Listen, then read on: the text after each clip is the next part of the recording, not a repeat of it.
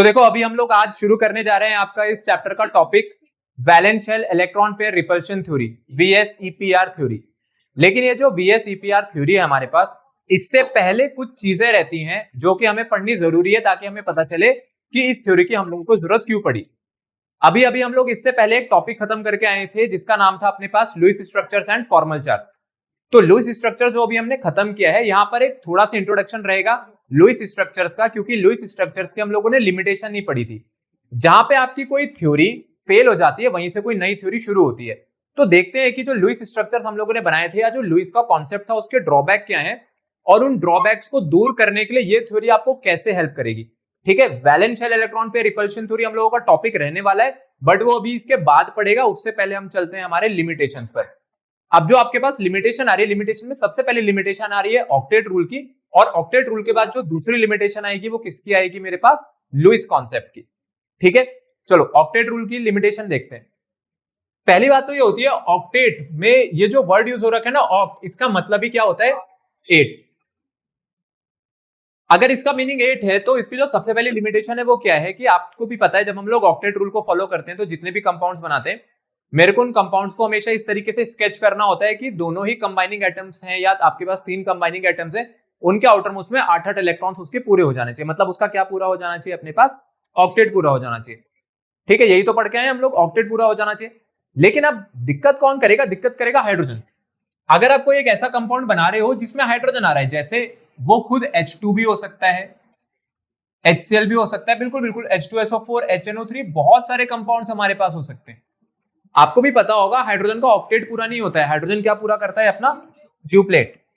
क्योंकि हाइड्रोजन और क्लोरीन को जैसे मैं अगर आपको समझाऊं तो क्लोरीन के पास कितने इलेक्ट्रॉन्स होते हैं, टोटल 7 इलेक्ट्रॉन्स, और हाइड्रोजन पे एक ही होता है, तो वो एक ही तो लगा सकता है, एक से ज्यादा लगा भी नहीं सकता। तो हाइड्रोजन हर केस में हाइड्रोजन क्या करेगा, हर केस में हाइड्रोजन अपना सिर्फ क्या पूरा करता हुआ दिखेगा आपको, डुप्लेट। ये कभी ऑक्टेट पूरा नहीं कर सकता। तो पहली लिमिटेशन तो यही आ गई कि अगर हम लोग ऑक्टेट रूल पढ़ रहे हैं, ऑक्टेट मतलब 8 का रूल पढ़ रहे हैं, तो उसमें हाइड्रोजन को फिर कैसे समझाएंगे, because after completing octet, octet rule ये कहता है कि जब भी कोई एटम अपना ऑक्टेट पूरा करता है तो उससे हो क्या रहा था, बताओ क्या हो रहा था अपने पास,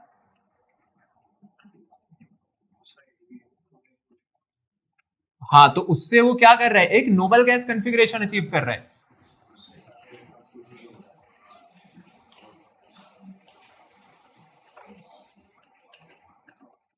ठीक है, ऑक्टेट पूरा करके वो क्या अचीव कर लेगा, अपने पास एक नोबल गैस कॉन्फ़िगरेशन, मतलब स्टेबल हो जाएगा। उसके आउटर मोस्ट में कितने इलेक्ट्रॉन हो जाएंगे, टोटल 8 हो जाएंगे। तो हाइड्रोजन जो है, हाइड्रोजन अपने पास ऑक्टेट पूरा नहीं करता है, हाइड्रोजन क्या कंप्लीट करता है, अपना डुप्लेट। तो वो हीलियम बन जाएगा। आपको भी पता है कि अगर हाइड्रोजन को मैं देखूं तो हाइड्रोजन के बाद जो अगली नोबल गैस आती है वो कौन सी आती है, हीलियम। पर वो फिर एक डुप्लेट कॉन्सेप्ट हो गया, ना कि ऑक्टेट का कॉन्सेप्ट है। वो कैसा कॉन्सेप्ट है, एक डुप्लेट।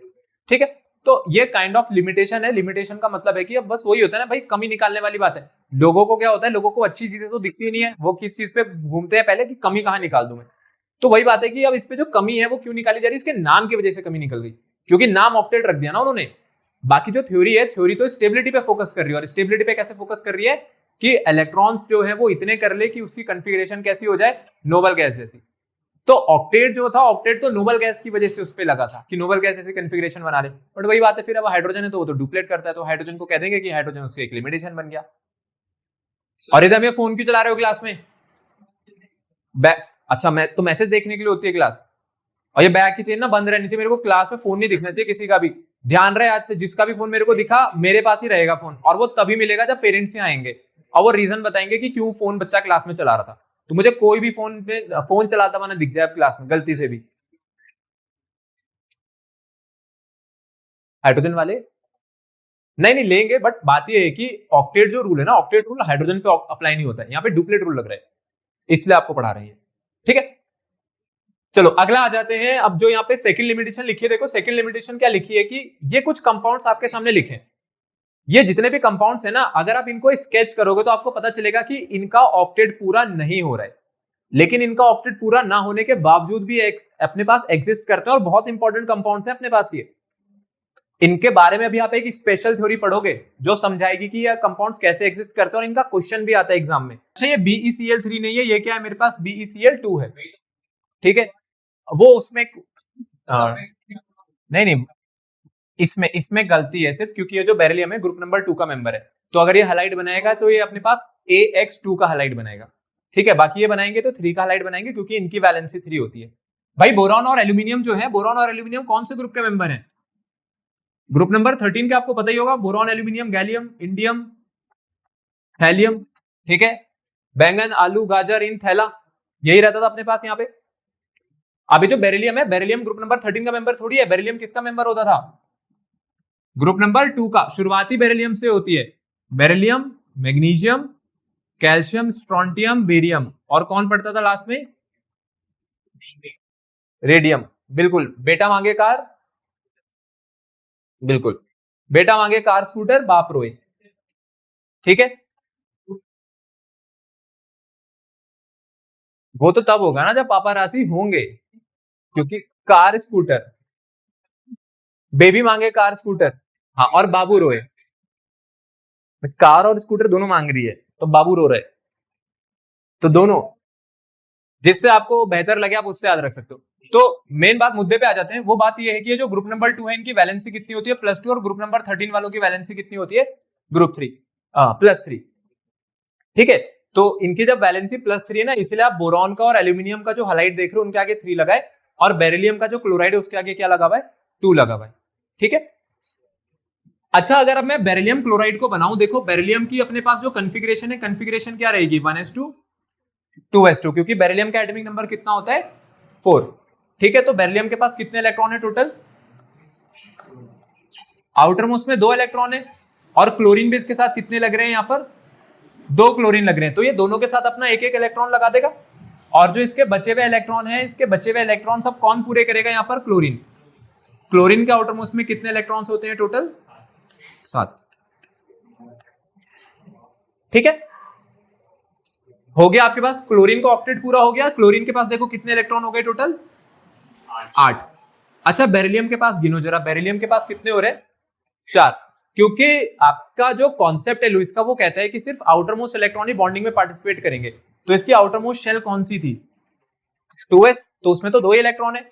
क्या इस पे 8 हुए क्या? इस पे तो कितने हो रहे हैं? 4। लेकिन ये उसके बावजूद भी एग्जिस्ट करता है। और सिर्फ यही नहीं, अगर आप BF3 को देखोगे और AlCl3 को देखोगे, तो वहां भी वही चीज है। अपने पास जो बोरॉन ट्राइफ्लोराइड है, अगर आप बोरॉन ट्राइफ्लोराइड पर आओ, तो आपके पास जो ये BF3 है, मतलब ये जो बोरॉन ट्राइफ्लोराइड है। अब मेरे को बताना बोरॉन का एटॉमिक नंबर कितना है? बोरॉन का एटॉमिक नंबर कितना होता है हमारे पास? 5। क्या कॉन्फ़िगरेशन बनाएगा फिर बोरॉन? 1s2 2s2 2p1। कितने इलेक्ट्रॉन है इसके आउटर मोस्ट में? एक। एक, हाँ, 3 3, बिल्कुल। इसके आउटर मोस्ट में कितने इलेक्ट्रॉन है मेरे पास? 3 इलेक्ट्रॉन है। ठीक है, सेकंड शेल में कितने इलेक्ट्रॉन है टोटल? 3। तो अब बोरॉन के साथ कितने फ्लोरीन लग रहे हैं? यहाँ पे 3 फ्लोरीन लग रहे हैं। देखो, बोरॉन के आउटर मोस्ट में भले ही 3 इलेक्ट्रॉन हो, पर आपको पता होना चाहिए कि फ्लोरीन के आउटर मोस्ट में कितने इलेक्ट्रॉन होते हैं टोटल? 7। फ्लोरीन के आउटर मोस्ट में टोटल कितने इलेक्ट्रॉन होते हैं मेरे पास? 7। पर फ्लोरीन ना एट अ टाइम कितने इलेक्ट्रॉन शेयर कर सकते हैं? यहाँ पर सिर्फ अपना 1। कितने इलेक्ट्रॉन शेयर करेगा फ्लोरीन? सिर्फ 1। तो बोरॉन भी तो एक ही लगाएगा ना भाई, 50-50% की तो पार्टनरशिप है, आधा आधा, जितना लगाएगा उतना ही देंगे।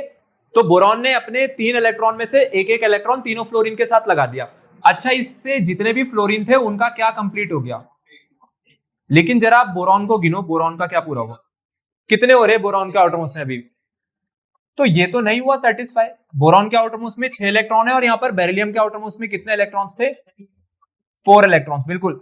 और सेम स्ट्रक्चर एल्यूमिनियम के लिए भी रहेगी। अगर आप AlCl3 भी बनाओगे, बस बोरॉन की जगह एल्यूमिनियम आ जाएगा, क्योंकि दोनों सेम ग्रुप के मेंबर है, और एल्यूमिनियम के भी आउटर मोस्ट में कितने होते हैं?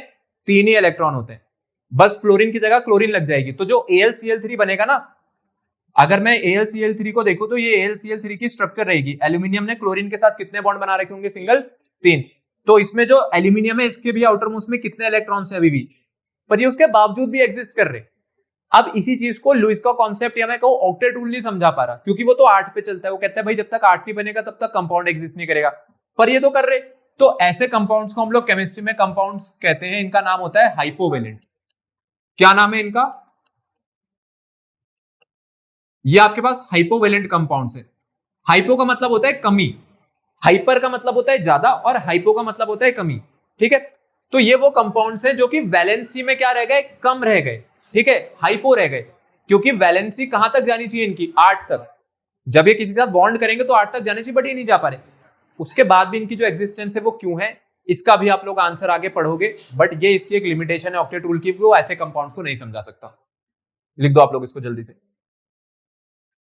कुछ और कंपाउंड्स यहां पर देखते हैं हम लोग अपने पास। अब इसके बाद एक और एक्सेप्शन जो रूल आ रहा है, कह रहे हैं कि कंपाउंड जैसे PCl5, SF6, IF7, H2SO4 को अगर आप देखोगे तो ये कंपाउंड्स की फॉर्मेशन भी ना ऑक्टेट रूल को ब्रेक कर रही है। अब कैसे ब्रेक कर रही है तब पता चलेगा जब हम लोग इसको बना करके देखेंगे। अब फास्फोरस के साथ 5 क्लोरीन लगे हैं ना, पहले मैं आपको PCl5 के बारे में बता देता हूं। अगर PCl5 में फास्फोरस को देखें तो फास्फोरस का एटॉमिक नंबर 15 है, 1s2, 2s2, 2p6, 3s2, 3p3। कितने हैं इसके आउटर मोस्ट में, 5 होते हैं।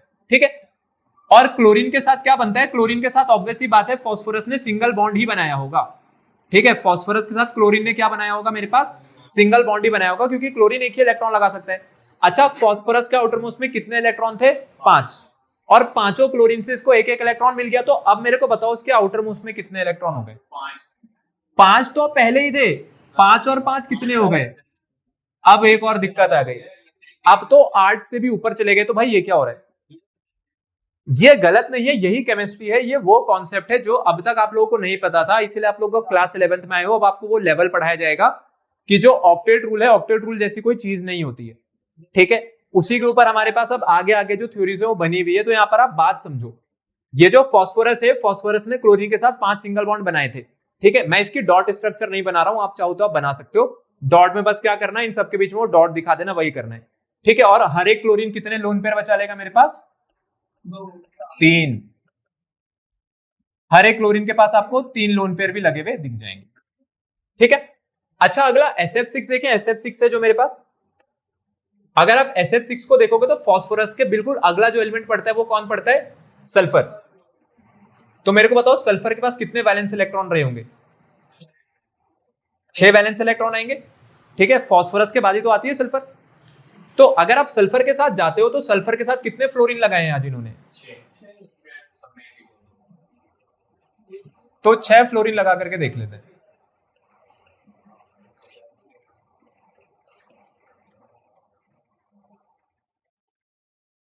और सभी फ्लोरीन के साथ सल्फर कैसा बॉन्ड बना सकता है, सिर्फ सिंगल बॉन्ड, क्योंकि आपको भी पता है कि फ्लोरीन कितने इलेक्ट्रॉन लगाएगा एट अ टाइम, सिर्फ एक ही लगा रहा होगा। अच्छा, सल्फर के आउटर मोस्ट में पहले से ही 6 इलेक्ट्रॉन थे, और 6 इलेक्ट्रॉन इसको किसने दे दिए, फ्लोरीन ने। तो अब 6 और 6 कितना हो गया, फिर ऑक्टेट रूल ब्रेक हो गया, और ब्रेक होकर के भी कहां पे चला गया, 12 पे। 8 की बजाय कितने हो गए अब इसका आउटर मोस्ट में, 12। अरे होता है 8, अभी तक आपने बस वही कंपाउंड्स पढ़े थे जहां ऑक्टेट रूल फॉलो होता था, पर ऐसे भी कंपाउंड्स होते हैं जो ऑक्टेट रूल ब्रेक होती है, बट ये कंपाउंड एग्जिस्ट भी करते हैं। तो उस चीज को छोड़ोगे तभी तो आगे बढ़ोगे। तो आपको कुछ अब नई चीजें पढ़नी, कुछ अपर लेवल पढ़ना है। अपर लेवल का मेरे कहने का मतलब है वो चीज पढ़नी है जो होती ट्रू है। ठीक है, कि कंपाउंड की फॉर्मेशन होती है कैसे, अब आप लोग उस बात को समझो, पुराना भूल जाओ। ऐसा मत समझो कि हमें जो पढ़ाया वो गलत है। केमिस्ट्री में ऐसा कुछ नहीं होता कि आपको पुराना जो पढ़ा रहे गलत है। बात ये होती है कि एक स्टेप बाय स्टेप ही आगे बढ़ा जाएगा। पहले बच्चे का बेस क्लियर करेंगे, फिर उसको बताएंगे कि जो आपको बेसिक में पढ़ाया गया था अब उसमें एडवांस चीजें कहां पर है। तो ये आपके पास अब धीरे धीरे करके आपका लेवल अप किया जा रहा है। तो SF6 में जो सल्फर है इसके पास कितने इलेक्ट्रॉन निकल करके आ गए, टोटल अपने पास 12 इलेक्ट्रॉन निकल करके आ गए। ठीक है, 12 इलेक्ट्रॉन्स। मैं इसकी डॉट स्ट्रक्चर नहीं बना रहा हूं, ठीक है, डॉट स्ट्रक्चर आप लोग बना लेना, डॉट स्ट्रक्चर बनाना कोई बड़ी बात नहीं है, मैं बॉन्ड की उस पर समझा रहा हूं। अब आ जाते हैं IF7 पर। IF7, आई का मतलब होता है आयोडीन और फ्लोरीन। अब आपको भी पता होगा कि आयोडीन क्या है, मेरे पास एक हैलोजन। हैलोजन, हैलोजन, आयोडीन नमक नहीं है, आयोडीन आपके पास नमक का एक कॉम्पोनेंट होता है। ठीक है, नमक नहीं है ये। तो अच्छा ठीक है, बातें नहीं, मेरे को बताओ आयोडीन के आउटर मोस्ट में कितने इलेक्ट्रॉन रहे होंगे, आयोडीन के। आयोडीन कौन से ग्रुप का मेंबर है, फ्लोरीन, क्लोरीन, ब्रोमीन, आयोडीन। तो इनके आउटर मोस्ट में कितने इलेक्ट्रॉन्स है, सबके 7 वैलेंस इलेक्ट्रॉन्स हैं। तो आयोडीन ने कितने बॉन्ड बना रखे होंगे फ्लोरीन के साथ, 7 ही बॉन्ड तो बनाएगा, क्योंकि फ्लोरीन कितने बॉन्ड बना सकता है, सिर्फ सिंगल बॉन्ड। एक फ्लोरीन एट अ टाइम क्या बना सकता है, सिर्फ एक सिंगल बॉन्ड। अब ऐसे टोटल कितने फ्लोरीन है, 7। तो 7 फ्लोरीन ने इसको कितने इलेक्ट्रॉन दिए होंगे, टोटल 7। अब आयोडीन पे 7 इलेक्ट्रॉन्स तो पहले से ही थे, और साथ में 7 जोड़ूंगा तो क्या आ जाएगा 14। तो अब इसके पास टोटल कितने इलेक्ट्रॉन्स हो गए 14 इलेक्ट्रॉन्स, 14 इलेक्ट्रॉन्स। तो फिर ब्रेक हो गया रूल। तो ये जितने भी कंपाउंड्स है ना, इन सभी कंपाउंड्स को, इन तरीके के कंपाउंड्स को हम लोग कैसा कंपाउंड कहते हैं, वो थे हाइपो, ये है हाइपर, हिप्पो नहीं, जो आपको 9th में पढ़ाया गया है बस वही 11th में आता है। तो ये क्या है मेरे पास, ये है हाइपर वैलेंट कंपाउंड्स। अब आ जाते हैं एक बहुत इंपॉर्टेंट चीज पे जो आपका दिमागी हिला देगी बिल्कुल। क्वेश्चन यहाँ पे देखो आप लोग, 4th वाला पॉइंट कह रहे formation of compounds of noble gases. मतलब अब तो नोबल गैस के भी कंपाउंड होने लग गए। अभी तक नोबल गैस को इनर्ट गैस कहते ही इसलिए थे क्योंकि ये किसी के साथ रिएक्ट नहीं करते थे, पर अब कह रहे हैं नहीं, ये तो रिएक्ट करते और कंपाउंड भी बनाते हैं। और अगर मैं आपको बोलूं तो कुछ कंपाउंड्स हम लोग इस साल इसके पढ़ेंगे भी, जैसे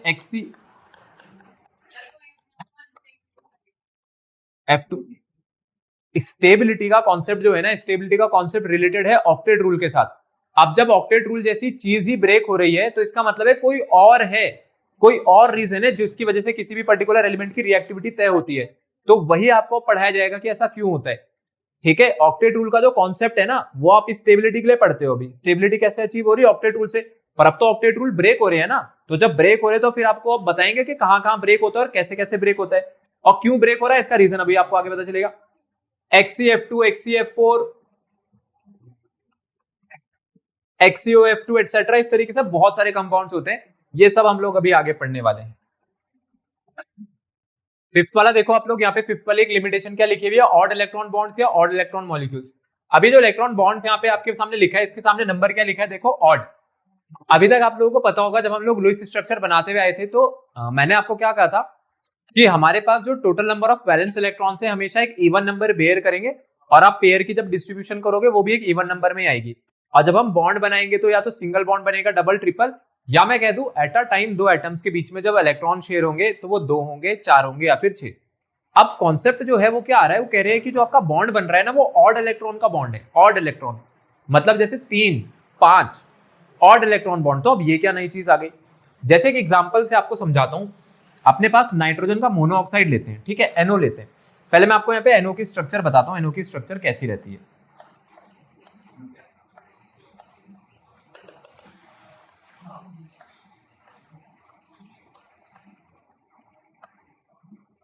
ये अपने पास नाइट्रोजन मोनोऑक्साइड की स्ट्रक्चर है, मतलब ये उसकी लुईस स्ट्रक्चर है NO की। इसकी लुईस स्ट्रक्चर क्या कहती है। अच्छा, पहले नाइट्रोजन के बारे में आप लोग मेरे को बताओगे, नाइट्रोजन के आउटरमोस्ट में कितने इलेक्ट्रॉन्स होते थे। ऑक्सीजन के पास कितने वैलेंस इलेक्ट्रॉन्स होते हैं। ठीक है, तो सिंपल सी बात है कि 5 और 6 जुड़ करके क्या हुआ होगा 11। तो 11 अगर इलेक्ट्रॉन है तो 11 इलेक्ट्रॉन की वजह से अब आप पेयर थोड़ी कह सकते हो कि 11 इलेक्ट्रॉन पे कितने पेयर आएंगे। ऐसे तो 5.5 पेयर आएंगे, अब 5.5 थोड़ी होगा। इसीलिए यहां पर जब नाइट्रोजन ऑक्साइड का मॉलिक्यूल फॉर्म होता है, नाइट्रस ऑक्साइड का मॉलिक्यूल फॉर्म होता है, मतलब नाइट्रोजन मोनोऑक्साइड का। तो जब नाइट्रोजन मोनोऑक्साइड बनती है, आप इसको देखो कि मेरे को 11 इलेक्ट्रॉन की डिस्ट्रीब्यूशन करनी है। तो कैसे हो रखी है, ये आपके पास 5 इलेक्ट्रॉन हो गए, देखो 2 और 3, ये 5 इलेक्ट्रॉन किसके हो गए, नाइट्रोजन के एक तरफ से। पर उधर बचे हुए जो 6 इलेक्ट्रॉन, 3, 1 4 और 1 2 6, ये किसके हो गए, ऑक्सीजन के। अब आप ये देख रहे हो इसमें 3 और 3 लगे हुए, पर कह रहे हैं कि नाइट्रोजन अगर 3 इलेक्ट्रॉन लगा रहा है तो ऑक्सीजन उसके सामने कितने इलेक्ट्रॉन लगा रहा है, टोटल 4। अब ये कॉन्सेप्ट गलत है, ठीक है, क्योंकि हमने क्या पढ़ा है, हमने तो पढ़ी है इक्वल शेयरिंग, 3 पे 3 लगेंगे, 4 पे 4, 2 पे 2, इधर 3 है उधर 4 है। लेकिन जब इसकी स्ट्रक्चर बनती है ना, तो इसकी स्ट्रक्चर में क्या होता है, इसकी स्ट्रक्चर को देखो कैसे दिखाते हैं। नाइट्रोजन और ऑक्सीजन के बीच में अगर मैं देखूं तो ये चीज आपको दिख रही है, यहाँ पे 2-2 इलेक्ट्रॉन है, 2-2 इलेक्ट्रॉन का मतलब है एक क्या बन जाएगा, कंप्लीटली डबल बॉन्ड। अब उसके बाद इसी बॉन्ड पेयर में ना 3 इलेक्ट्रॉन बच रहे हैं ऊपर, तो उसको ऐसे ही दिखाते हैं। फिर ट्रिपल बॉन्ड नहीं बनाएंगे, क्योंकि ट्रिपल बॉन्ड तब बनता अगर इसने एक लगाया तो वो भी एक लगाता, इसके एक के मुकाबले वो कितने लगा रहे हैं, अपने 2, इसलिए उसको बॉन्ड नहीं दिखाया लुईस ने क्या बोला, इसको कैसे दिखाओ, इसको इलेक्ट्रॉन की तरह दिखाओ। और इधर नाइट्रोजन ने एक लोन पेयर बचा लिया, उधर ऑक्सीजन ने भी क्या बचा लिया, अपना एक लोन पेयर। अब ये तो फिर अपने पास एक गलत कॉन्सेप्ट हो गया। क्यों गलत कॉन्सेप्ट हो गया, क्योंकि अगर आप देखोगे तो नाइट्रोजन के पास देखो 2, 3, 5 और ये 3 कितने हो गए यहाँ पर 8, और एक ही इलेक्ट्रॉन भी अगर ले लूं तो कितने हो गए 9।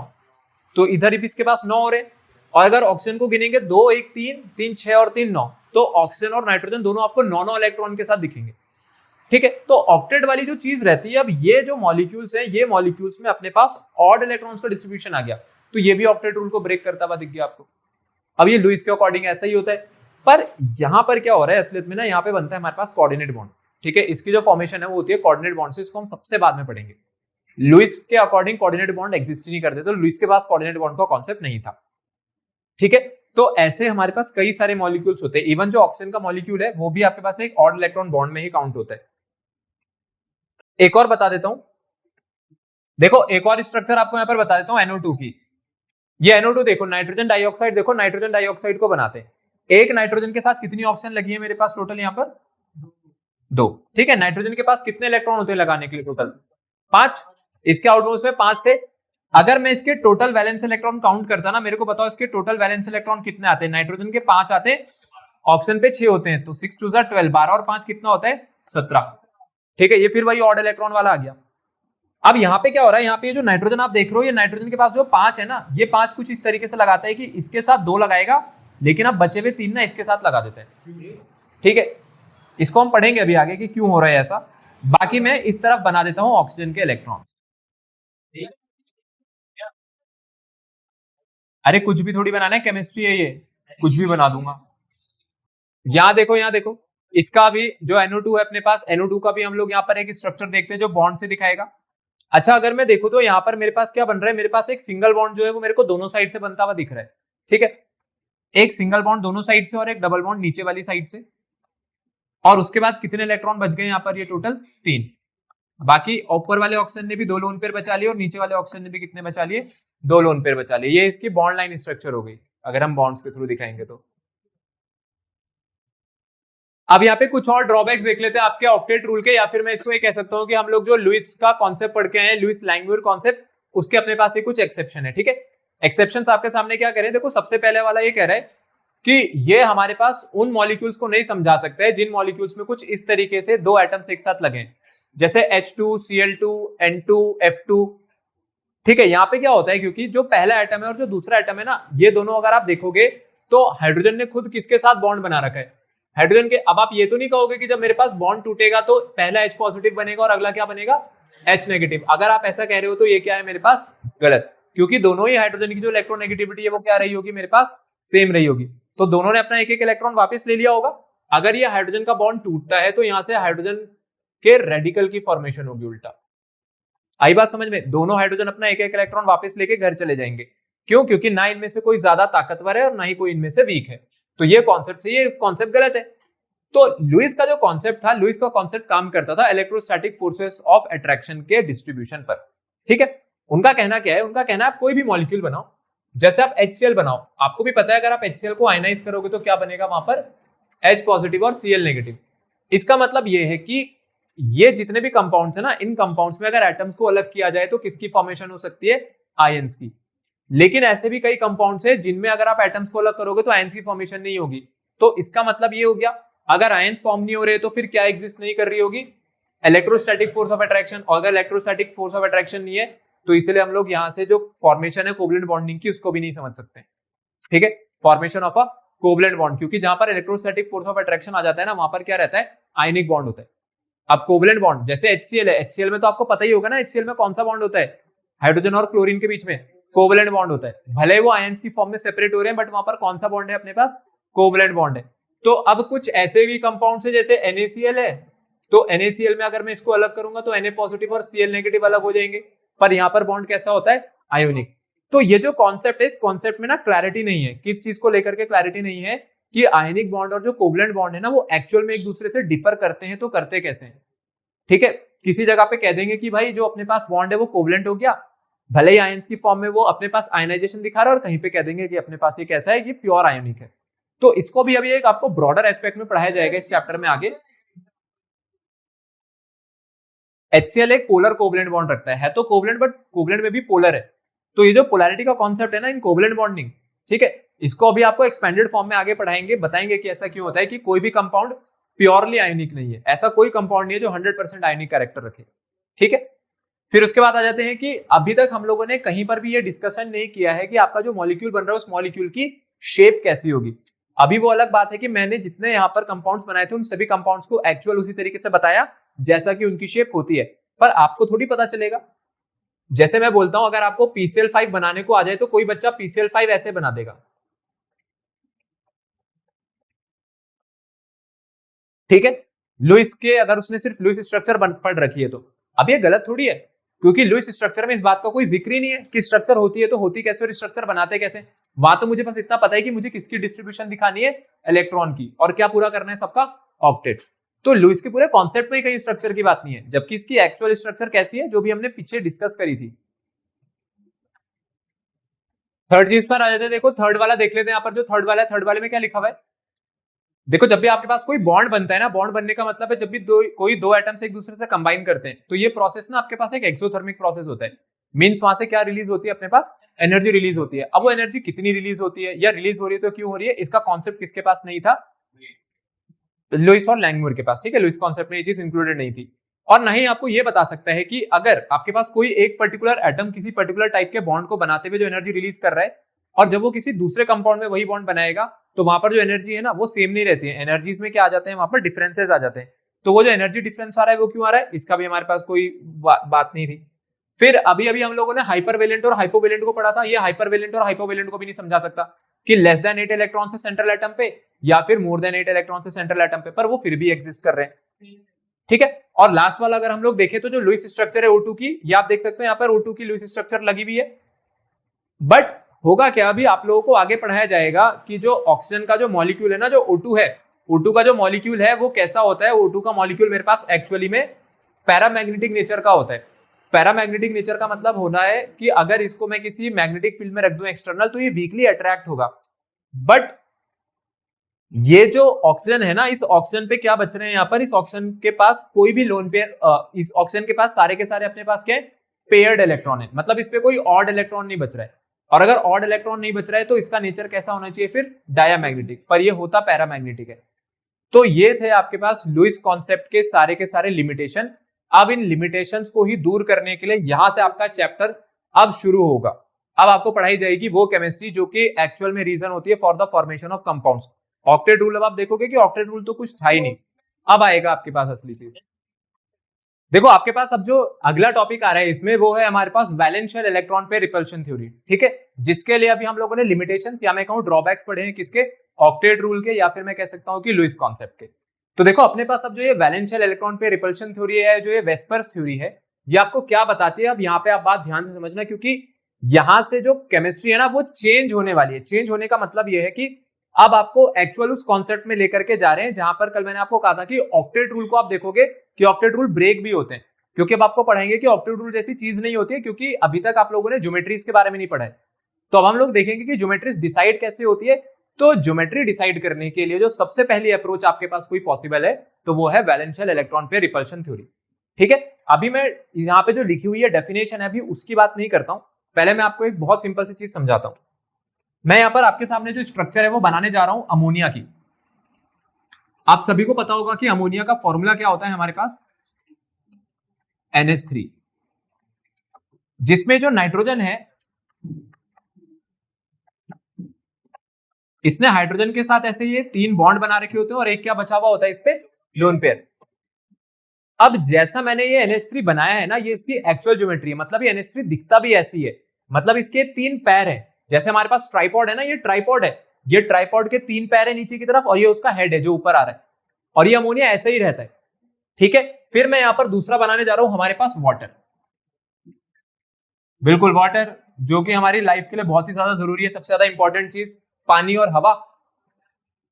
और ये जो वाटर है, अगर वाटर की हम लोग स्ट्रक्चर की बात करें तो वाटर की स्ट्रक्चर मैंने एक बार आपको पहले भी बताई थी कि इसमें जो अपने पास H2O है ना वो कुछ ऐसे रहता है। ऑक्सीजन के साथ 2 हाइड्रोजन लगी होंगी सिंगल बॉन्ड में, और ऑक्सीजन ने कितने लोन पेयर बचा लिए होंगे यहाँ पर, टोटल 2।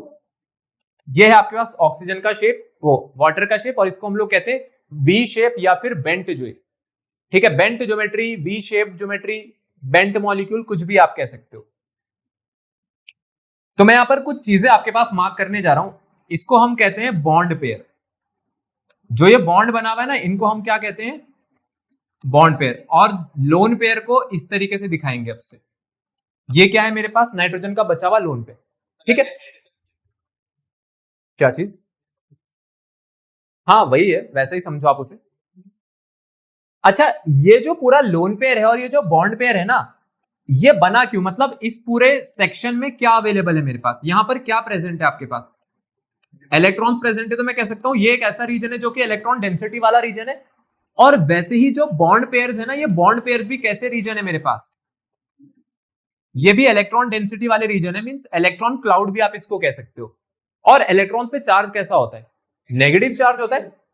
अब ये जो लोन पेयर है और जो ये बॉन्ड पेयर है ना, ये लोन पेयर और बॉन्ड पेयर को अगर देखें तो इसमें इलेक्ट्रॉन इन्वॉल्व हो रखे हैं, इलेक्ट्रॉन डेंसिटी हाई है। तो इलेक्ट्रॉन इलेक्ट्रॉन एक दूसरे को क्या करेंगे? रिपेल करेंगे। तो पता ये क्या चाहेगा? लोन पेयर चाहेगा कि मेरे से जो ये बॉन्ड पेयर है ना, ये जितना हो सके उतना दूर रहे, उतना ही दूर रहे जितना आप लोग अपनी पढ़ाई से रहते हो। ठीक है, ये चाहता है कि मेरे साथ जो लोन पेयर है, लोन पेयर के साथ जो बॉन्ड पेयर है, वो मेरे से क्या रहे? दूर। लोन पेयर बॉन्ड पेयर के साथ ये चाहता है और बॉन्ड पेयर भी यही चाहते हैं लोन पेयर से कि ये मेरे से क्या रहे? मैक्सिमम डिस्टेंस पे। तो आप लोग का भी तो यही है, सेम ही चीज तो है। आप लोग भी तो पढ़ाई से दूरी ही बना के रखते हो। तो ये जो बॉन्ड पेयर्स है ना, ये बॉन्ड पेयर भी आपस में क्या चाहते हैं? बॉन्ड पेयर चाहते हैं कि हम भी आपस में एक दूसरे से दूर रहें। तो बॉन्ड पेयर एक दूसरे से दूर रहना चाहते हैं, लोन पेयर बॉन्ड पेयर भी एक दूसरे से दूर रहना चाहते हैं। और अगर कोई ऐसी स्ट्रक्चर है जहां पे दो दो लोन पेयर आ रहे हैं, वो भी एक दूसरे से दूर दूर रहना चाहेंगे। तो ये हो गया मेरे पास लोन पेयर लोन पेयर। तो असलियत में यहां पे क्या हो रही है? यहां पर हो रही है रिपल्शन। तो यहीं से आपके पास एक कॉन्सेप्ट शुरू हुआ valential electron pair repulsion theory का। देखो इसका नाम क्या है? Valenced shell electron pair repulsion. Valence shell का मतलब है क्या हो गया? Outermost shell. आउटरमोस्ट शेल के इलेक्ट्रॉन के पेयर के बीच में होने वाली रिपल्शन, चाहे लोन पेयर हो या बॉन्ड पेयर हो। लोन पेयर और बॉन्ड पेयर दोनों में ही कौन से इलेक्ट्रॉन इन्वॉल्व होते हैं? मेरे पास वैलेंस इलेक्ट्रॉन्स इन्वॉल्व होते हैं। तो ये चाहते हैं भाई हम लोग ना एक दूसरे से जितना हो सके उतना दूर रहे। जितना ज्यादा दूर रहेंगे, मैक्सिमम डिस्टेंस पर अगर रहेंगे, तो इससे पता है क्या होता है? इससे इनकी स्टेबिलिटी बढ़ती है। और अगर मैं आपको कहूं कि स्टेबिलिटी का मेरे को रिलेशन बताना एनर्जी के साथ, अगर एनर्जी ज्यादा है तो स्टेबिलिटी ज्यादा होती है, एनर्जी कम होती है तो स्टेबिलिटी ज्यादा होती है। क्या पढ़ाया गया था आप लोगों को? बताओ। जो स्टेबिलिटी होती है ना, वो एनर्जी के कैसी होती है? इनवर्सली प्रोपोर्शनल होती है। अगर एनर्जी कम होगी तो स्टेबिलिटी क्या हो जाएगी मेरे पास? ज्यादा। तो ये क्या चाहते हैं? ये चाहते हैं कि हम एक दूसरे से ना जितना हो सके उतना दूर रहें, क्योंकि जब ये एक दूसरे से दूर होंगे, जैसे यहाँ पे लिखा है move so far apart such that there are no further repulsions between them. अब रिपल्शन किसके बीच में हो रही है? जैसे lone pair bond pair, bond pair bond pair, या फिर लोन पेयर लोन पेयर। इससे क्या होगा? इससे आपके मॉलिक्यूल की एनर्जी मिनिमम हो जाएगी, और एनर्जी मिनिमम होने से स्टेबिलिटी क्या हो जाती है? मैक्सिमम। तो ये चाहते हैं एक दूसरे से मैक्सिमम डिस्टेंस पे रहें। मैक्सिमम डिस्टेंस पर रहेंगे तो कम से कम रिपेल करेंगे एक दूसरे को, है ना? रिपेल कर रहे हैं तो क्या तरीका है अपने पास? भाई दूर हो जाओ। अगर आपको डिस्ट्रैक्शंस परेशान कर रही है तो क्या इलाज है हमारे पास डिस्ट्रैक्शंस का? उनसे दूर हो जाओ। डिस्ट्रैक्शन पे अट्रैक्ट थोड़ी होंगे, डिस्ट्रैक्शन से दूर भागेंगे। डिस्ट्रैक्शन से दूर भागेंगे तो क्या होगा? आपकी स्टेबिलिटी बढ़ेगी। ठीक है, क्योंकि जब आप परेशान रहोगे ना, तो परेशान रहोगे तो आपकी जो एनर्जी है वो क्या होगी? बढ़ने लगेगी। तो अगर आपको बिल्कुल काम रहना है, रिलैक्स रहना है, तो उसके लिए डिस्ट्रैक्शन को छोड़ना पड़ेगा। तो अपनी एनर्जी कम करेंगे, और एनर्जी कम करेंगे तो स्टेबिलिटी क्या हो जाएगी? ज्यादा। जैसे आपको लाइफ में स्टेबिलिटी चाहिए, इनको अपनी ज्योमेट्री में स्टेबिलिटी चाहिए। तो ये है वैलेंशियल इलेक्ट्रॉन पेयर रिपल्शन थ्योरी हमारे पास। आई बात समझ में क्या होती है वैलेंशियल इलेक्ट्रॉन पेयर रिपल्शन थ्योरी? अब इसके कुछ इंपॉर्टेंट पोस्टुलेट्स हमारे पास, जो कि अभी आपके पास आगे आने जा रहे हैं। पहले आप लोग ये लिख दो, फिर हम चलते हैं अगला पोस्टुलेट्स पर। देखो स्टेबिलिटी वाला फैक्टर कुछ ऐसे काम करता है कि ये जैसे लोन पेयर आप देख रहे हो ना, ये लोन पेयर एक दूसरे को रिपेल करेंगे तो ये जितने पास है, तो इनकी जो डिस्टेंस है ना, अगर ये कम रहेगी तो डिस्टेंस कम होने से रिपल्शन बढ़ेगी। तो कहेंगे भाई मेरे से दूर जा, तो इतना दूर जाए कि रिपल्शन कम से कम हो। ठीक है, तो एक दूसरे से इतना दूर रहेंगे कि रिपल्शन कम से कम हो। और अगर रिपल्शन कम से कम होगी तो इससे जो ओवरऑल एनर्जी है ना मॉलिक्यूल की, वो घट जाएगी। ठीक है, रिपल्शन कम है तो एनर्जी भी क्या हो जाएगी मेरे पास? कम हो जाएगी। तो रिपल्शन कम करने से क्या हो रहा है? रिपल्शन कम करने से आपके पास जो एनर्जी है वो भी क्या हो जा रही है? कम हो जा रही है। और अगर एनर्जी कम हो जाएगी तो क्या हो जाएगा? वहां पर स्टेबिलिटी बढ़ जाएगी। ठीक है, क्योंकि जो ओवरऑल एनर्जी है वो बढ़ती इन चीजों की वजह से है। हाँ दिवांशु क्या करते हैं? हाँ लोन पेयर बिल्कुल बिल्कुल, लोन पेयर को भी रिपेल कर रहा है। इलेक्ट्रॉन्स है ना, मतलब वो इलेक्ट्रॉन एक दूसरे को रिपेल कर रहे हैं। आपको ये समझना है कि इलेक्ट्रॉन एक दूसरे को रिपेल कर रहे हैं, तो इलेक्ट्रॉन कहां कहां अवेलेबल है? लोन पेयर में भी इलेक्ट्रॉन है, बॉन्ड पेयर में भी इलेक्ट्रॉन है। तो बॉन्ड पेयर भी एक दूसरे से दूर भागना चाहेंगे, लोन पेयर भी भागेंगे, और लोन पेयर बॉन्ड पेयर भी भागेंगे। न्यूट्रल नहीं, बॉन्ड पेयर का मतलब है कि बॉन्ड में जो लगे हुए दो इलेक्ट्रॉन्स है वहां पर। ठीक है, वो एक इलेक्ट्रॉन क्लाउड है, ऑर्बिटल का रीजन है, तो ऑर्बिटल्स रिपेल करेंगे एक दूसरे को, वो तो होना ही है। अगर आप NH3 को, कोई बच्चा अगर अपनी कॉपी में NH3 ऐसे बना रहा है तो अब वो गलत है। अब NH3 नहीं बना सकते आप ऐसे। ये NH3 की गलत स्ट्रक्चर है, NH3 ऐसा ही बनाना है आपको जब भी बनाएंगे, और प्रॉपर मेंशन करना है बॉन्ड एंगल कितना है और लोन पेयर वहां पर दिखाने हैं। अब आ रहे हैं हमारे पास वैलेंशियल इलेक्ट्रॉन पेयर रिपल्शन थ्योरी के पोस्टुलेट्स। ठीक है, पोस्टुलेट्स का मतलब है जो चीज मैंने अभी आपको इंट्रो में या शॉर्ट में समझाई थी, अब यही चीज हम लोगों को लिख के बता रहे हैं कि प्रॉपरली होता क्या है। सबसे पहला क्या लिख रहे हैं, the shape of a molecule containing only 2 atoms is always linear. अगर कोई भी एक ऐसा मॉलिक्यूल है जिसमें सिर्फ 2 एटम आ रहे हैं, ठीक है, कोई भी एक ऐसा मॉलिक्यूल जिसमें सिर्फ कितने 2 एटम, तो उसकी शेप कैसी होगी मेरे पास, लीनियर होगी। लीनियर का मतलब आप जानते हो लीनियर क्या होता है, लीनियर का मतलब होता है बिल्कुल सीधा, ठीक है, स्ट्रेट। पर कितने एटम्स होने चाहिए इसमें, सिर्फ 2। जिसपे सिर्फ 2 एटम है उसकी शेप कैसी होगी, लीनियर। जैसे क्या हो सकता है एग्जांपल, O2, ऑक्सीजन। अगर आप ऑक्सीजन मॉलिक्यूल को देखो तो ये कहना चाहते हैं ऑक्सीजन मॉलिक्यूल कैसा है, मेरे पास लीनियर है। फिर कह रहे हैं अगर किसी मॉलिक्यूल पर 3 या 3 से ज्यादा एटम है, तो अब अपने पास जो एटम है ना, जो कि किससे लिंक हो रखा होगा, सेंट्रल एटम से, और उसके साथ जो दूसरे एटम्स भी लिंक है, उसकी अब जो ज्योमेट्री है वो किस पे डिपेंड करेगी, वो इसी बात पे डिपेंड करेगी कि हमारे पास लिंकेज किस तरीके की है। मैं फिर से बता देता हूं कि कहने का मतलब क्या है। जैसे अभी आप लोगों ने देखा था एक अमोनिया का केस, तो नाइट्रोजन जो थी, नाइट्रोजन के साथ टोटल कितने हाइड्रोजन लगे थे, तो इस मॉलिक्यूल में कंप्लीटली अगर मैं देखूं तो 1 नाइट्रोजन एटम है और 3 हाइड्रोजन एटम है। तो ये जो बीच में होता है ना, जिससे सबकी लिंकेज है, इसको हम क्या कहते हैं, इसको हम कहते हैं सेंट्रल एटम। तो आपको बता रहे हैं कि जो ज्योमेट्री है ना, अब उन मॉलिक्यूल्स की जिसके पास 3 या 3 से ज्यादा एटम लगे हुए हैं, उस मॉलिक्यूल की ज्योमेट्री इस बेस पे तय की जाएगी कि मेरा जो सेंट्रल एटम है वो सेंट्रल एटम कितने टाइप ऑफ एटम से सराउंडेड है, मतलब घिरा हुआ है, और उसने जो बॉन्ड पेयर है वो कितने बनाए हुए हैं, और उसके साथ साथ वहां पर लोन पेयर कितने अवेलेबल है। ये आपके पास देखो कहां पर लिखा हुआ है, थर्ड वाले में। ठीक है, तो मेरे पास जो ज्योमेट्री है, अब आप लोग इतना समझो ज्योमेट्री किन किन फैक्टर्स पे डिपेंड कर रही है। सबसे पहला तो इस बात पे डिपेंड कर रही है कि आपका जो सेंट्रल एटम है उस पे लोन पेयर है। ठीक है, लोन पेयर कैसा है, कितने उसने बॉन्ड बना रखे हैं और कितने एटम्स के साथ बॉन्ड बना रखे हैं, इस बात पे क्या हमारे पास डिपेंड करेगी इस पर्टिकुलर मॉलिक्यूल की ज्योमेट्री। अब आ जाते हैं रिपल्शन वाले पार्ट पे कि आपको जो रिपल्शन समझाई गई थी, मैंने कहा था कि इसमें जो इलेक्ट्रॉन्स लगे हुए होते हैं बॉन्ड पेयर और लोन पेयर के, ये एक दूसरे से मैक्सिमम डिस्टेंस पे रहना चाहते हैं, मैक्सिमम रिपल्शन पे रहना चाहते हैं। ठीक, वो मैक्सिमम डिस्टेंस पे रहना चाहते हैं जिससे रिपल्शन मिनिमम हो। अब रिपल्शन भी 3 तरीके की है, फिर लोन पेयर भी है, बॉन्ड पेयर भी है, और लोन पेयर भी है। जिसमें सबसे स्ट्रॉन्ग रिपल्शन कौन सी रहती है मेरे पास, लोन पेयर एक दूसरे को सबसे ज्यादा स्ट्रेंथ के साथ क्या कर सकते हैं, रिपेल कर सकते हैं। उसके बाद किसकी बारी आती है, लोन पेयर बॉन्ड पेयर की, और सबसे वीक रिपल्शन कौन सी है मेरे पास, बॉन्ड पेयर रिपल्शन। तो सबसे वीक होती है बॉन्ड पेयर की, जब 2 बॉन्ड्स एक दूसरे को रिपेल करते हैं, और सबसे ज्यादा स्ट्रांगली कौन अपने पास रिपेल करेंगे एक दूसरे को, लोन पेयर।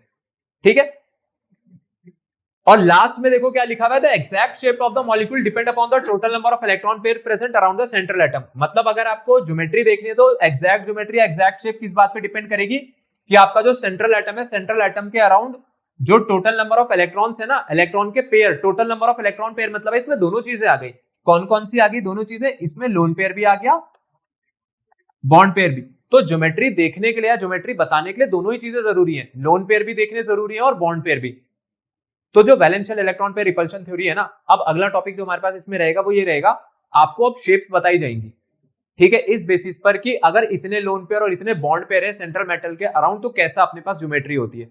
तो अगला हमें वहां पर यही चीज पढ़नी है। फटाफट आप लोग इसके पोस्टुलेट लिख दो जल्दी से, और ये इंपॉर्टेंट चीजें आ जाती है लिखने को, सारे लिखे हुए। ठीक है, और ये एज इट इज लिखा हुआ होता है, एक्सप्लेन VSEPR थ्योरी, 3 नंबर में आता है, ये इंपॉर्टेंट क्वेश्चन है, ये नोट्स में प्रेजेंट है तो वहां से लिख लेना। ठीक है, आगे चलते हैं। देखो इसको देख के घबराना मत, इसको एक एक करके आपको समझाता हूं ये चीज क्या है। मेरे पास जो सबसे पहली कॉलम बनी हुई है, सबसे पहली कॉलम किस बात की बनी हुई है, कि आपका जो सेंट्रल एटम है ना, सेंट्रल एटम के अराउंड कितने इलेक्ट्रॉन पेयर है। मैं ये नहीं कह रहा हूं कितने इलेक्ट्रॉन है, कितने इलेक्ट्रॉन पेयर है। एक पेयर में कितने इलेक्ट्रॉन होते हैं, 2। ठीक है, इसका मतलब पहली जो कॉलम है वो किसकी हो गई मेरे पास, बॉन्ड पेयर की। पहली कॉलम अपने पास किसकी हो गई, बॉन्ड पेयर की, कि बॉन्ड पेयर कितने। ये अरेंजमेंट आप देख रहे हो, सेंट्रल एटम कौन है यहाँ पर, ए, और ए के साथ क्या लगे हैं, 2 एटम्स लगे हुए हैं।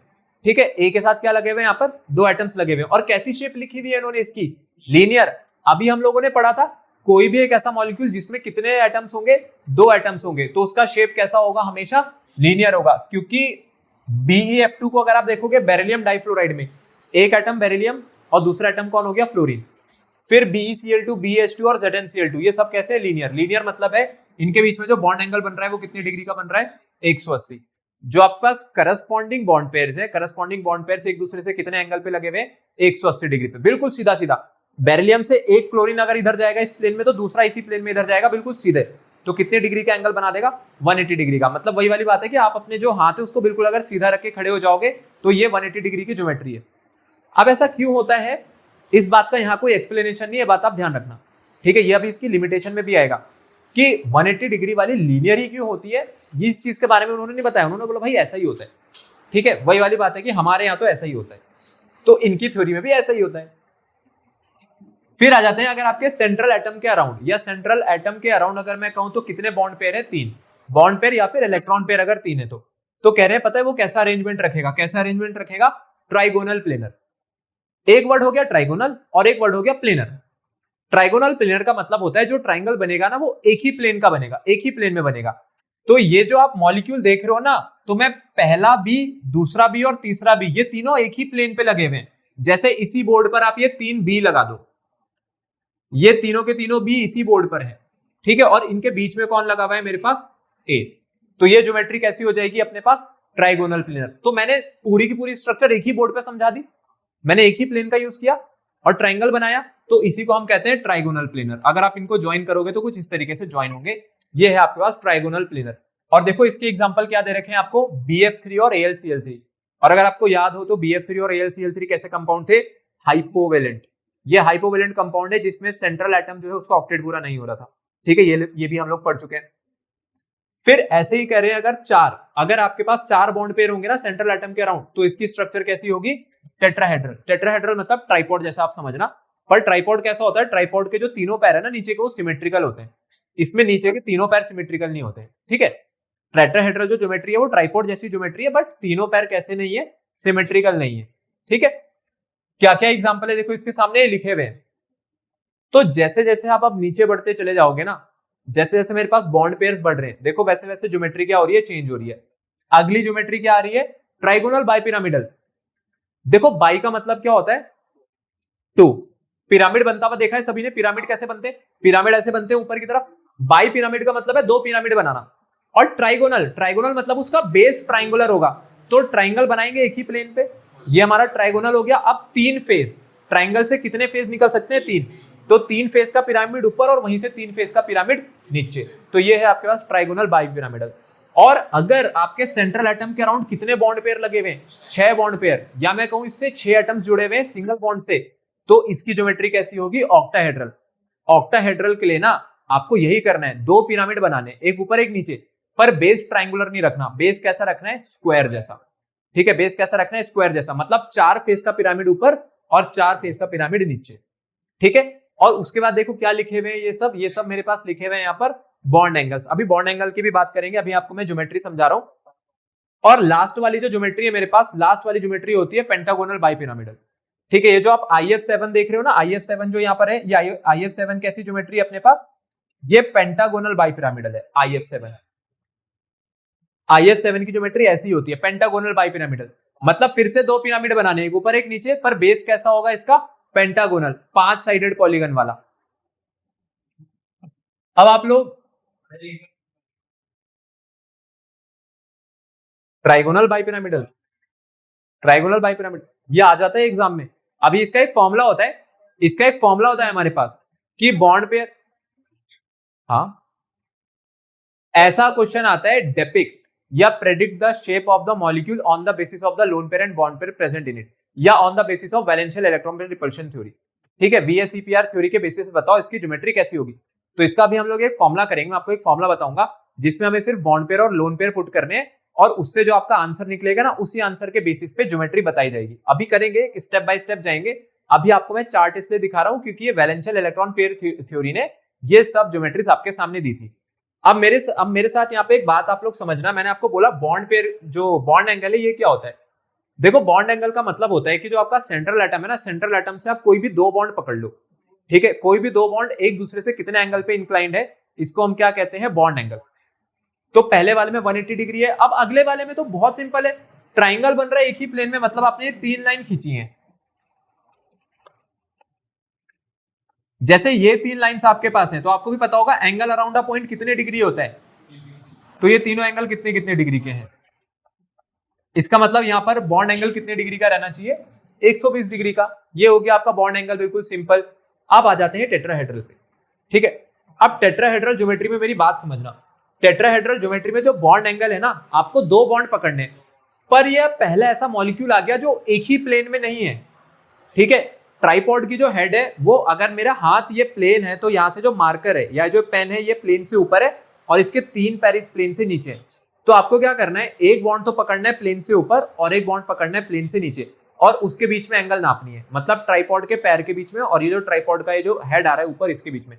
और ये एंगल कितने डिग्री की होती है, 109.5 डिग्री की। ये होता है बॉन्ड एंगल, ठीक है। अगर आपके पास कोई भी ऐसे बॉन्ड्स आ जाएं जो सेम प्लेन के नहीं है, तो हम लोग प्लेन के दोनों पर्सपेक्टिव को यूज करते हैं, ठीक है, तब बॉन्ड एंगल निकलते हैं। अब अगले में क्या हुआ, देखो अगली जो ज्योमेट्री है ना, वो ट्राइगोनल बाइपिरामिडल है। ट्राइगोनल बाइपिरामिडल का मतलब है कि एक बॉन्ड एंगल तो मेरे पास उसी प्लेन में बनेगा, ठीक है, क्योंकि आपका जो बेस है वो बेस कैसा रहा होगा, ट्राइगोनल बेस रहा होगा। फिर आपने इसी के ऊपर पिरामिड बनाया, ऊपर और नीचे, तो ये ट्राइंगुलर जो बेस है वो क्यों बन रहा है, कितने डिग्री का बॉन्ड एंगल, इसका मतलब यहाँ पर 120, तो एक बॉन्ड एंगल तो 120 हो गया। अब चलो बेस ट्राइंगुलर है ना, पर इसके ऊपर जब पिरामिड खड़ा होगा तो सीधा ही तो खड़ा होगा, बिल्कुल वो जो बॉन्ड है बिल्कुल सीधा जा रहा है या नहीं जा रहा है इसके ऊपर। देखो बी, ये जो आप बी देख रहे हो, ये वाला जो बी जा रहा है, ये कैसा जा रहा है, ऊपर, और एक बी यहीं से नीचे। तो ये लाइन इस प्लेन के कैसी है, परपेंडिकुलर है, 90 डिग्री है। तो इसका मतलब एक बॉन्ड एंगल कितने डिग्री का हो गया, 90 डिग्री।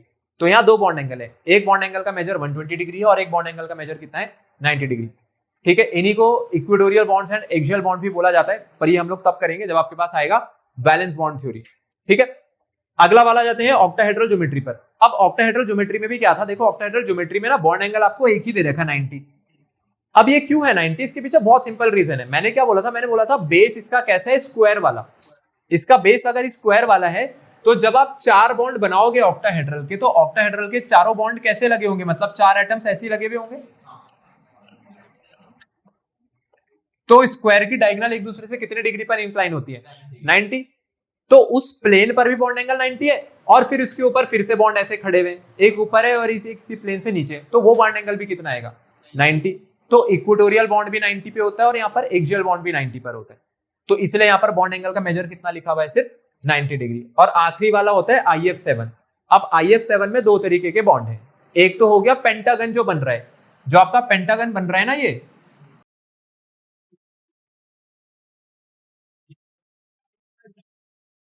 पेंटागन है, 5 साइडेड फिगर को हम पेंटागन कहते हैं, ठीक है। तो ये पेंटागन कैसे बना होगा, पेंटागन का मतलब है आपका जो सेंट्रल एटम है ए, इस सेंट्रल एटम से 5 भी लगे हुए हैं यहाँ पर,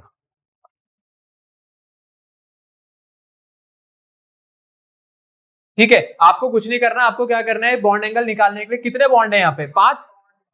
एंगल अराउंड अ पॉइंट कितने डिग्री होता है, 360। 360 को 5 से डिवाइड करेंगे, आंसर कितना आ जाएगा, 72। तो इस प्लेन में जितने बॉन्ड्स हैं ये कितने डिग्री वाले, 72। अब आपको भी पता है कि मेरे को पेंटागोनल बाइपिरामिडल बनाना है, क्या चीज, कोई बात नहीं, वो तो मैं बाद में ठीक कर लूंगा, वो इसलिए रखा है ना, लाइट का रिफ्लेक्शन होता है वहां से। तो 360 अपॉन 5 करेंगे तो आंसर कितना आएगा, 72 डिग्री आएगा। तो इस प्लेन में जितने भी बॉन्ड बन रहे हैं 72 है। अब इसके ऊपर जब आपने पिरामिड बनाया होगा, तो ये तो सीधा ही खड़ा होगा, ये सीधा ही तो खड़ा रहेगा इस तरीके से, है ना। तो दूसरा बॉन्ड एंगल कितना डिग्री होना चाहिए फिर, ये आपके पास जो तीन, ये जो तीन मार्कर है ना, ये तीनों मार्कर एक ही प्लेन में है, तो ये मेरे पास एक प्लेन हो गया। ये ट्राइगोनल प्लेनर मैं आपको समझा रहा हूं, ट्राइगोनल प्लेनर ये तब तक रहता अगर मैं इसको ना लगाऊं। अगर ये नहीं लगा हुआ है तो ये ज्योमेट्री कैसी है अपने पास, ये ट्राइगोनल प्लेनर है। बट जैसे ये लग गया ना, अब ये ट्राइगोनल प्लेनर नहीं रही, अब ये क्या बन गई, ट्राइगोनल पिरामिडल बन गई।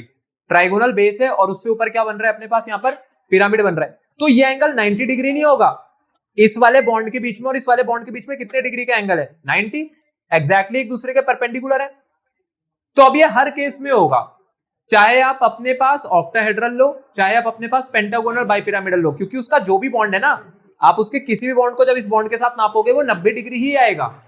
और बाकी एक प्लेन में अब आप देख लेना, अगर 3 लगे हैं तो 120, 4 लगे होंगे तो 90 हो जाएगा ये, अगर ये 4 लग जाए ऐसे तो अब ये 90 हो जाएगा, 5 लग जाए तो 72 हो जाएगा। ये होता है हमारे पास बॉन्ड एंगल। तो अभी तक हम लोगों ने जितने भी एग्जांपल करे थे ज्योमेट्री के, वो इस बेसिस पे करे थे कि भाई लोन पेयर इंक्लूड नहीं करा था। अब क्या करेंगे, अब बॉन्ड पेयर के साथ लोन पेयर भी इंक्लूड करेंगे। अब मेरे साथ साथ यहाँ पे इसको ध्यान से समझना। देखो मैं यहाँ पे क्या कह रहा हूं कि ये जो मेरे पास इधर लिखा हुआ है ना, ध्यान रहे, नंबर ऑफ इलेक्ट्रॉन ग्रुप्स, मतलब ये किसकी टेबल है अपने पास, बॉन्ड पेयर की। अगर आपके पास कोई एक ऐसा मॉलिक्यूल है जिसमें सेंट्रल एटम ने कितने बॉन्ड पेयर बना रखे हैं, 2 बॉन्ड पेयर बना रखे हैं, ठीक है, मतलब सिंगल बॉन्ड, दोनों तरफ एक एक सिंगल बॉन्ड बना रखा है, तो ध्यान रहे इसका जो फॉर्मूला होगा ना आपके पास, हमेशा इसका फॉर्मूला मेरे पास कैसा रहेगा, इसका फॉर्मूला होता है आपके पास AB2, ठीक है। बी का मतलब अभी आप ऐसा समझना, बी का मतलब जैसे अपने पास बॉन्ड पेयर है, तो यहाँ पे कितने बॉन्ड पेयर बन रहे हैं, 2। तो ए कौन है मेरे पास, ए है यहाँ पे आपका सेंट्रल एटम, और बी कौन है जो इससे जुड़ा हुआ है, तो इसका फॉर्मूला क्या बन गया आपके पास, AB2। इस पे कोई लोन पेयर नहीं है। अब आ जाते हैं, अगर आपके सेंट्रल एटम पे जो कि ये ए है और ये बी है सब, अगर आपके सेंट्रल एटम पर कितने बॉन्ड पेयर हैं, 3 बॉन्ड पेयर है और कोई लोन पेयर नहीं है, अगर यहां पर क्या है, सिर्फ और सिर्फ 3 बॉन्ड पेयर है और लोन पेयर क्या है, 0, तो क्या फॉर्मूला बनेगा इस मॉलिक्यूल का, AB3। क्या फॉर्मूला बनेगा यहां पर, AB3। लेकिन 3 बॉन्ड पेयर, ठीक है, 3 बॉन्ड पेयर थे, 0 लोन पेयर थे। अब मैं कह रहा हूं बॉन्ड पेयर कितने हो जाए यहां पर, 2, और एक क्या हो जाए अपने पास, लोन पेयर, ठीक है। बॉन्ड पेयर कितने हो जाएंगे, 2, और लोन पेयर कितने हो जाएंगे, 1। तो देखो अब पता है फॉर्मूला क्या रहेगा इस मॉलिक्यूल का फॉर्मूला रहेगा AB2L। एक लोन पेयर के लिए फॉर्मूला, जो मॉलिक्यूलर फॉर्मूला है उसमें क्या कर देना, L। 2 बॉन्ड पेयर थे तो AB2, 2 बॉन्ड पेयर की वजह से, और एक लोन पेयर है तो क्या लगाऊंगा, 1L लगाऊंगा, AB2L।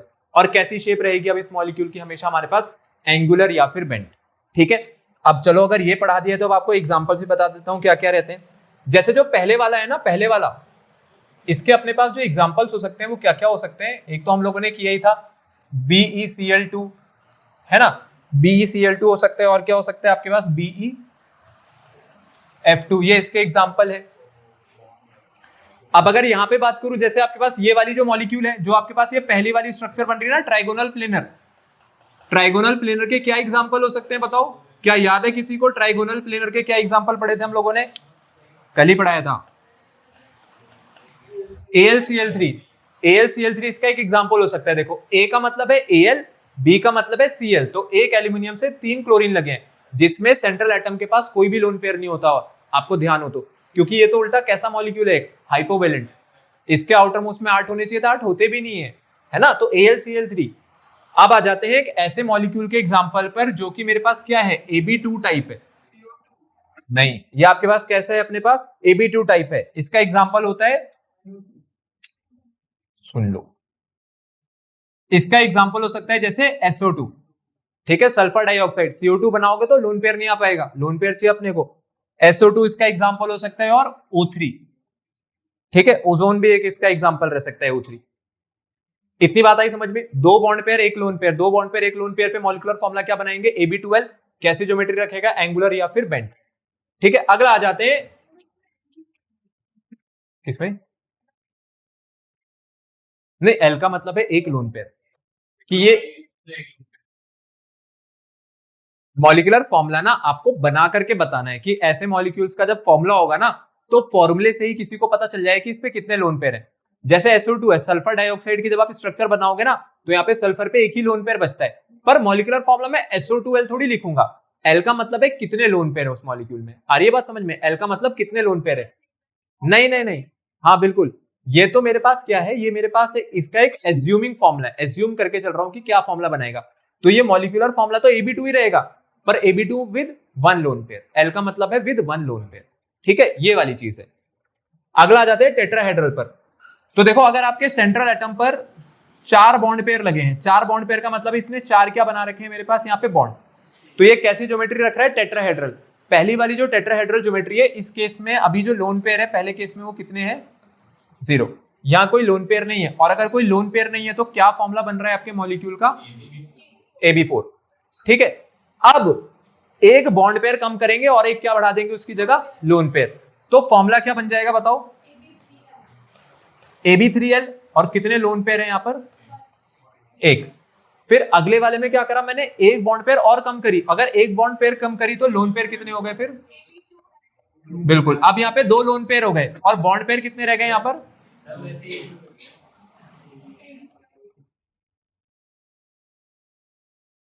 ये हम इसलिए कर रहे हैं क्योंकि हमें पढ़ना है।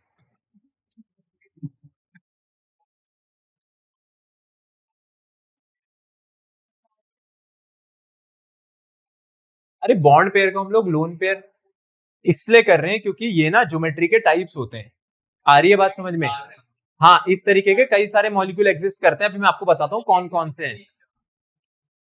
पहले सुनो तो तभी तो समझ आएगा, एग्जाम्पल तो सुनो।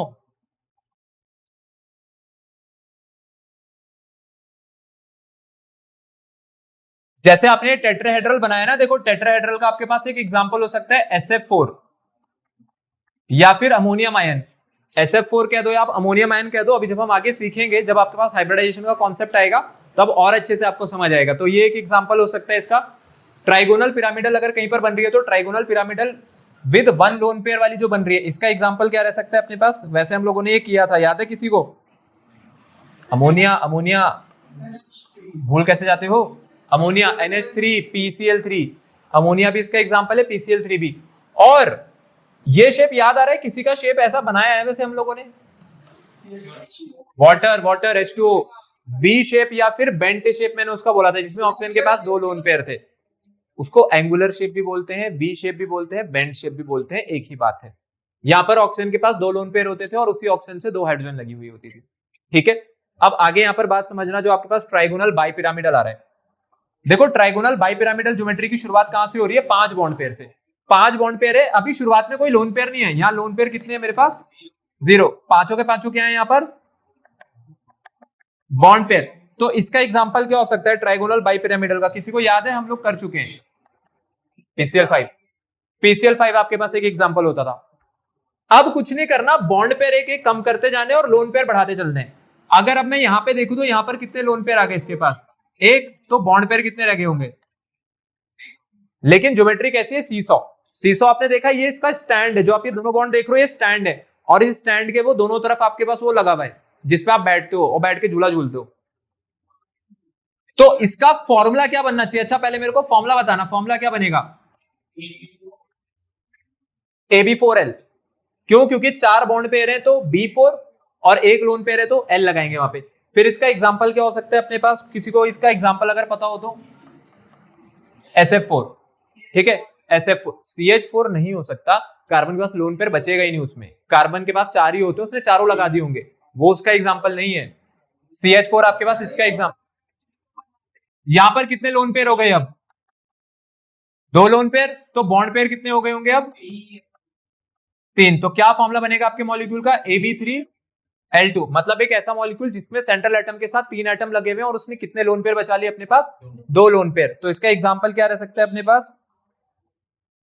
इसका एग्जांपल हो सकता है ClF3।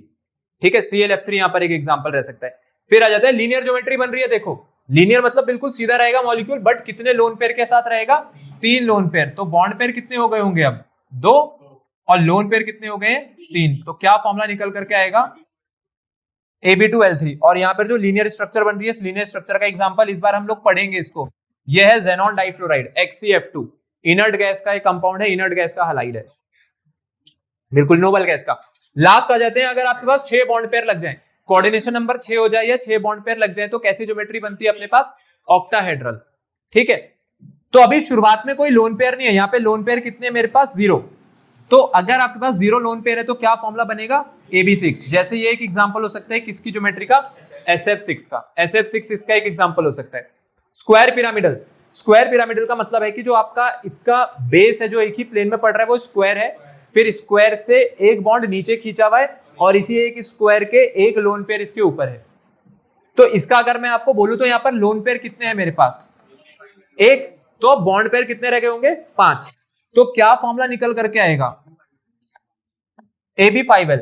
और इस कंपाउंड का अगर एग्जांपल देखें तो इस कंपाउंड का एग्जांपल क्या हो सकता है अपने पास? ये जो स्क्वायर पिरामिडल ज्योमेट्री आई है, ClF5। ठीक है, ये आपको पढ़ाएंगे, अभी आगे कराया जाएगा। अगला आप जो लोन पेयर है, लोन पेयर 1 था, अब लोन पेयर कितने कर दिए यहां पर? 2। तो बॉन्ड पेयर कितने हो गए होंगे अब? 4, क्योंकि 4 और 2 6 होता है, तो 4 हो गए होंगे।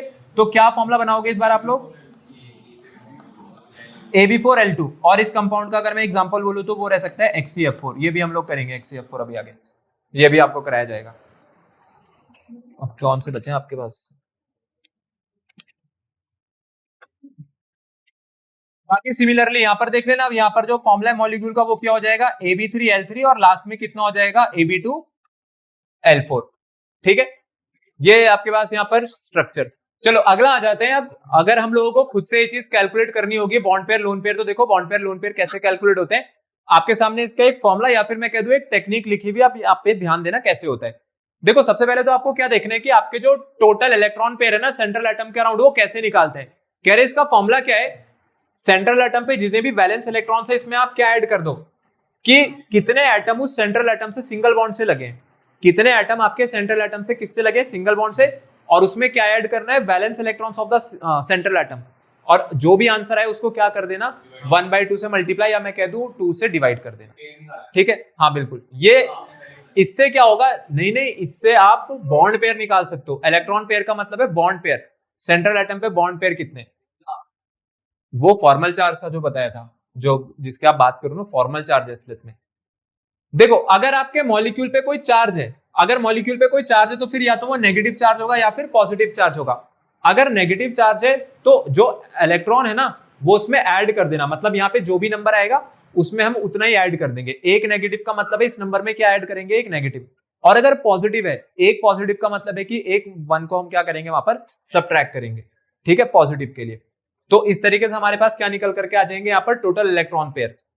तो कह रहे हैं फिर बॉन्ड पेयर क्या होते हैं? बॉन्ड पेयर का मतलब है शेड पेयर्स। अब शेड पेयर्स क्या होते हैं? Number of atoms link to central atom by single bonds. वो सभी एटम्स जो कि सेंट्रल एटम के साथ किससे लगे हुए? सिंगल बॉन्ड से। और लोन पेयर कैसे निकलते हैं? सारे के सारे इलेक्ट्रॉन पेयर में से क्या माइनस कर दो आप? Bond pair. ठीक है, इलेक्ट्रॉन पेयर में से क्या माइनस कर देंगे हम लोग? Bond pair. तो आपको पता चल जाएंगे लोन पेयर। अब ये तो फॉर्मूला लिखने वाली बात हो गई या टेक्निक वाली बात हो गई। ऐसे नहीं आएगा समझ में, कब आएगा? जब हम लोग करेंगे इसका क्वेश्चन।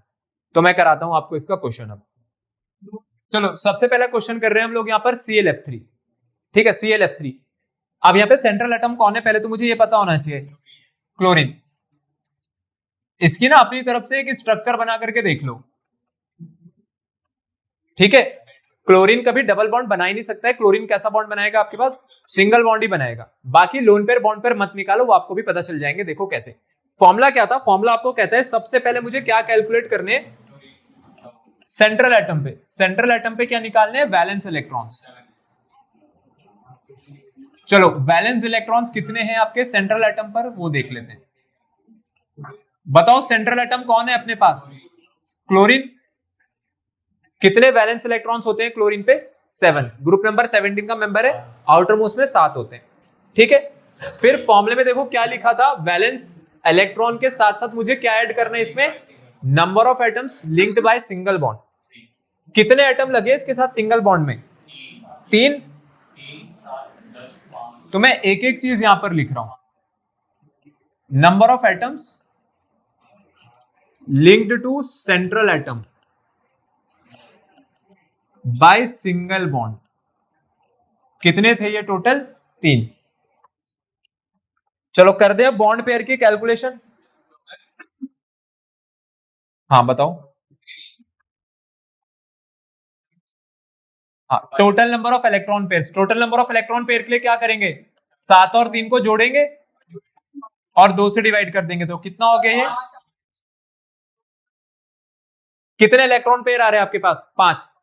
अब इसमें से कुछ बॉन्ड पेयर होंगे और कुछ लोन पेयर होंगे। 5 इलेक्ट्रॉन पेयर है, मतलब टोटल 10 इलेक्ट्रॉन है। पहले बात समझो, कितने इलेक्ट्रॉन है आपके पास? टोटल 10 है। इसमें से कुछ लोन पेयर बनने, कुछ बॉन्ड पेयर। बॉन्ड पेयर कैसे डिसाइड करेंगे? बॉन्ड पेयर कैसे डिसाइड करवा रहा है आपका फॉर्मूला? कह रहा है जितने नंबर ऑफ एटम्स आपके सेंट्रल एटम से सिंगल बॉन्ड से लग रहे हैं ना, ये सब बॉन्ड पेयर है। तो कितने लगाए आपने सिंगल बॉन्ड से? 3 ही तो लगाए थे ना। तो 5 पेयर टोटल अवेलेबल है। 5 में से 3 पेयर तो किसके लिए चले गए? बॉन्ड पेयर के लिए। तो कितने पेयर बच गए? 2। तो वो 2 क्या रहे होंगे फिर? Lone pair.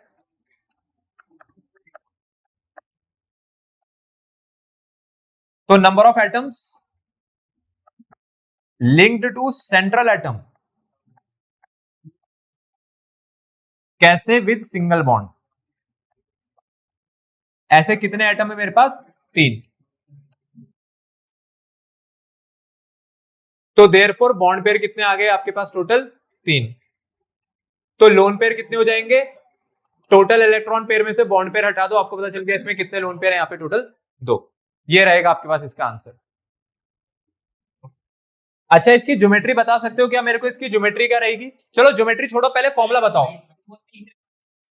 पहले फॉर्मूला, बातें नहीं, पहले मेरे को बताओ फॉर्मूला क्या बनेगा यहाँ पर? Ab3L2। क्या फॉर्मूला बन रहा है यहाँ पर? Ab3L2।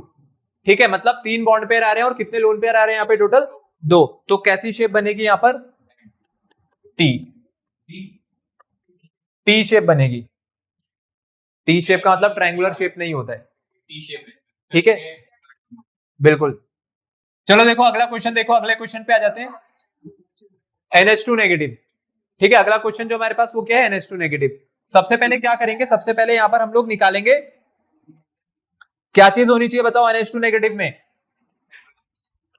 Number of valence electrons in central atom. Nitrogen के पास कितने वैलेंस इलेक्ट्रॉन होते हैं? 5। नाइट्रोजन के आउटमोस्ट में कितने इलेक्ट्रॉन्स रहते हैं अपने पास? 5। ठीक है, फिर इसके बाद मेरे को देखना है कि नाइट्रोजन के साथ कितने एटम सिंगल बॉन्ड से लगे होंगे। अब आपको पता ही है कि हाइड्रोजन डबल बॉन्ड तो नहीं बना सकता ना। अगर हाइड्रोजन इसके साथ लगा हुआ है तो इसने क्या बनाया होगा? सिंगल बॉन्ड ही बनाया होगा।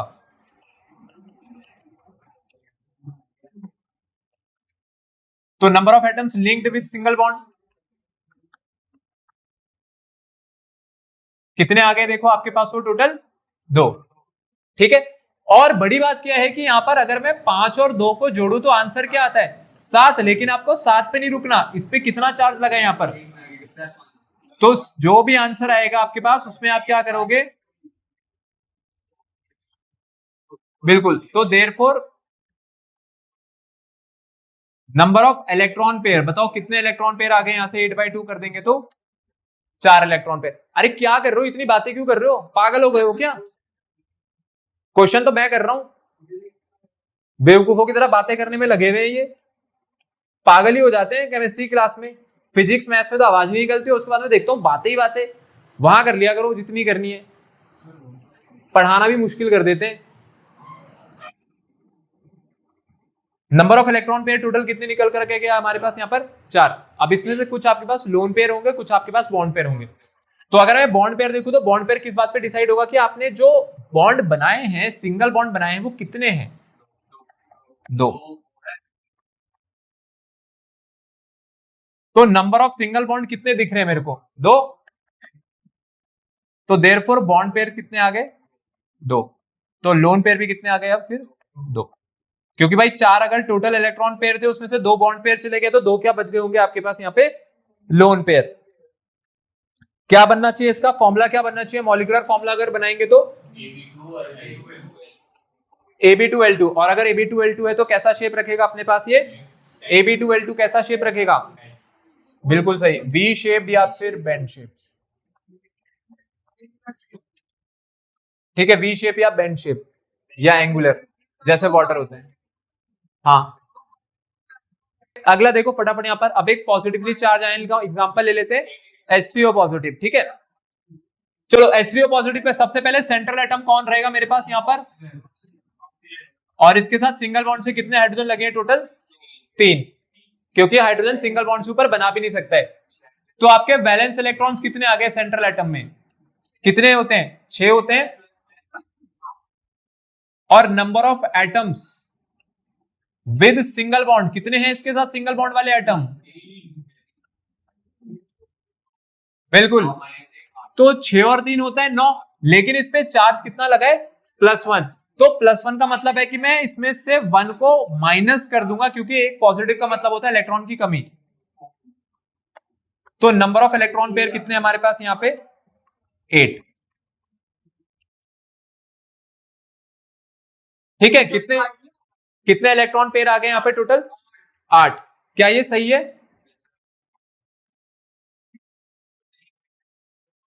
बिल्कुल। तो नंबर ऑफ इलेक्ट्रॉन पेयर कितने आएंगे अपने पास यहाँ पे? 4। 8/2 करेंगे, आंसर कितना आ गया? 4। चलो फटाफट बॉन्ड पेयर देखते हैं। बिल्कुल, हाइड्रोजन सिंगल बॉन्ड से ही लग सकता है, तो 3 सिंगल बॉन्ड बचे हैं, 3 बॉन्ड पेयर हो गए, तो लोन पेयर कितने रहे होंगे यहाँ पर? 1। मॉलिक्यूलर फॉर्मूला क्या रहेगा इसका मेरे पास? Ab3L। और अगर Ab3L है तो कैसी शेप रखेगा?